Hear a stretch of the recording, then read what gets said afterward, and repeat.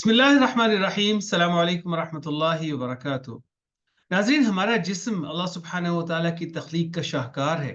इसमें एक सिस्टम है जिसको हम इम्यून सिस्टम कहते हैं, जिसमें हमारे बॉडी के कुछ स्पेसिफिक सेल्स हैं जो कि बाहर से आने वाले या नुकसान देने वाले सेल्स या बैक्टीरिया या वायरसेस के खिलाफ काम करते हैं।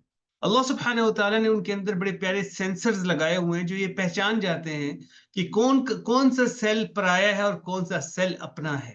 वो नुकसान देने वाले सेल्स को मारते हैं और अपने सेल्स की हिफाजत करते हैं। लेकिन एक बीमारी होती है जिसको हम कहते हैं ऑटो इम्यून डिसऑर्डर, जिसमें इन मुदाफियती निजाम वाले सेल्स में ये अपने और पराये की तखसीस खत्म हो जाती है।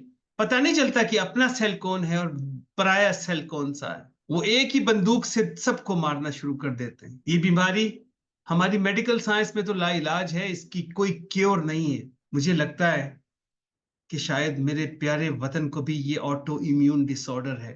अल्लाह करे कि इसका इलाज हो। अल्लाह सुब्हानहू व तआला हम सब की ज़ाहिरी और बातनी बीमारियों से हमें शिफाए कामिला व आजिला अता फरमाए।